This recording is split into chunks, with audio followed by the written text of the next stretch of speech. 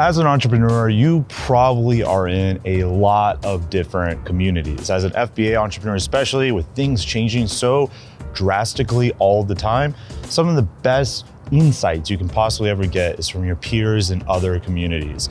And today I'm going to tell you exactly why you need to be careful because, well, they might be screwing you. Let's dive in. Hey everyone, Greg here, back with another video. And today I am not in Alaska, I'm in Vegas. So we are having our Empire Flippers meetup here.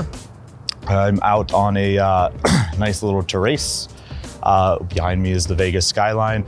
And today I'm going to bring a powerful topic, well, something that you need to consider at least, is the FBA communities you are in.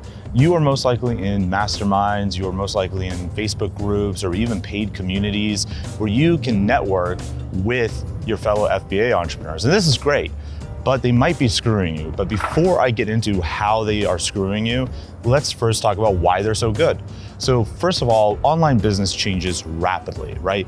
Everything is different from today versus like 6 months ago, right? And if you go back to like 3 years ago, the entire landscape has changed drastically. With that said, having these communities are a great way to stay updated on what is happening, what you need to do, what kind of challenges might be coming down the pipe for you to, maneuver around so you can keep growing your business without getting slammed by, say, a Amazon algorithm update, a Facebook ad update, or the iOS update, all this kind of stuff. This is good stuff. So I highly recommend communities. And that sounds counterintuitive because this whole video is about why they're screwing you.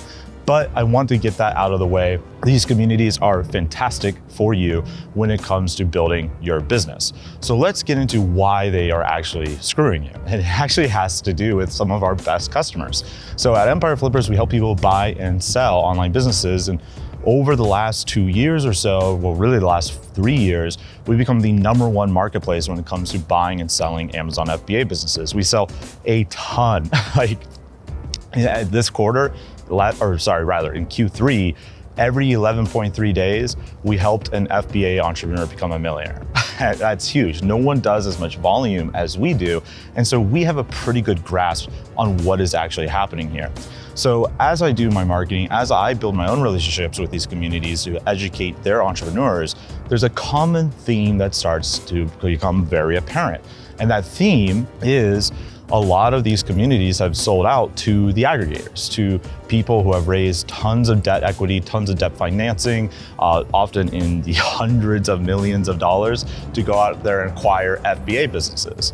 But the problem is the incentives are all misaligned. So what they are doing is they reach out to these FBA communities, they give them the sweetheart referral deal where that community owner can make pretty significant money from the community that they built simply by referring businesses to that aggregator. Now, there's nothing wrong with this. It's a completely ethical thing to do. And honestly, it's a pretty good business move by the community. So hats off to them. That's a great idea to have a referral program with these aggregators who are some of the best buyers in the world when it comes to Amazon FBA businesses, right? And hats off to the aggregators for coming in and giving those community owners that sweetheart referral deal. The problem is when you consider the incentives. The incentives are very misaligned here. Most community owners, they want their community to do the best as possible, right? They want to help their students, their community members scale their businesses to the highest level possible, which really comes down to the highest amount of profit. And if we take that one step further, they should want to have their students sell for the absolute most amount of money. After all, if their whole goal is to help their students and community members to get bigger businesses, to build bigger businesses, then it would go to stand that they would want their students to have the best chance of the highest exit possible. And this is where the incentive issues come into play. You see, a buyer, like an aggregator, their incentive is to buy a business for the lowest possible amount. Now, they're not going to say that, and in fact, they're not even going to lowball you. They're going to give you a great offer. I have not seen aggregators give extremely lowball offers. Usually, it's going to be a pretty good deal, but it's not as good of a deal as it could be. And the reason, again, is the aggregator wants you, as the FBA entrepreneur, to really go with them, and they don't want you to shop around. They don't want you to look around. They don't they'd prefer you don't know what your valuation is really. They would rather tell you, educate you what the valuation is so they can spin the story of something like, yeah, just go with us, don't go with a broker, you don't have to pay a commission, we can get it done really fast. And some of this stuff is true, right? You definitely don't have to pay a commission, and they will probably get the deal done faster than if you went with a broker such as us.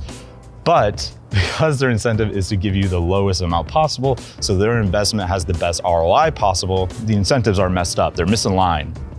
Versus if you use a broker, you basically get to tap into all these aggregators at once. You get to make them compete against each other, make them make counter offers against each other, and they are so hyper competitive that just this one thing alone makes paying the commission to a broker 100% worth it, because you are going to pay a lot bigger commission than you expected versus the private offer you got from an aggregator, but you'll actually be walking away with a lot more money. And we've seen this many, many times. We've seen it played out literally every single week this year. For example, we had a guy who had a $1.4 million offer on the table from an aggregator. He came to us, asked us for our opinion. We told him we can get you a lot more. And we did. Same business that was offered 1.4 million, a few weeks later was on our marketplace and sold for 2.1 million, along with tons of extra benefits. Plus he got $1.8 million upfront in commission.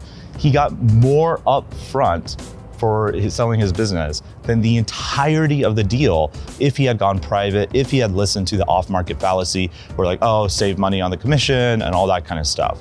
So you see, communities are providing a good service by connecting these entrepreneurs to aggregators, but the misalignment, where you're getting screwed, is if you don't shop around. So whether you use a broker like us or you just do it yourself, which you can do, it's difficult to do, but you should do it, is make the aggregators compete for what you have. You just spent years of your life, probably a large percentage of your net worth is tied up into that FBA business that you poured your sweat and blood into over the years, and you deserve to get the best possible exit you can. So that's the video. Basically, these FBA communities, they're being swallowed up by aggregators with amazing referral programs so they can get the deal before any of their competitors, the other aggregators, can get the deal. But one way you can sidestep around all of this stuff and you can stay in your community, listen to your community, is simply using a broker, simply using us.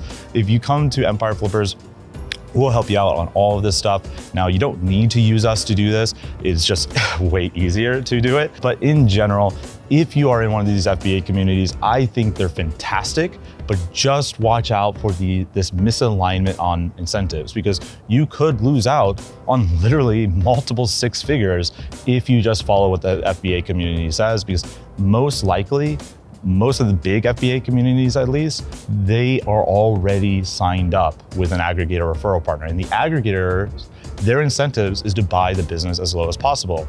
Versus when you come to a broker's incentive is to sell your business for as high as possible, right? Because we represent the seller, we have the fiduciary responsibility to the seller, and we want to make sure the seller gets exactly what they're actually worth. That is still a reasonable price for a buyer to pay. And that difference between a really good deal and a reasonable price to pay for a quality business can be incredible amount of money you're leaving on the table. So that's the video. Watch out, stay in the FBA communities, they're fantastic. Just be careful. If someone recommends you to go with an aggregator, ask them, is their incentives aligned with yours? It doesn't make sense. And I always tell people, don't sell because of the money, sell because of your own personal and business goals. Does the money help you get there faster? And if it does, great. Maybe the aggregator is the right choice over the broker, right? Like I said, they're fantastic buyers. They're some of the best buyers you can ever ask for. But if you want to maximize your exit, you gotta make them compete. And the easiest way to make them compete is not following what the FBA communities tell you to do, of just, hey, click this referral link. Instead, it's going to a broker or creating some kind of mechanism to make these aggregators compete. And again, the easiest way to do that is simply tapping into an M&A firm like us, where we have a curated marketplace where literally every aggregator under the sun shops with us. So that is by far the easiest path. So that's the video. Hope you enjoy it. If you did, like and subscribe, and I'll see you in the next video.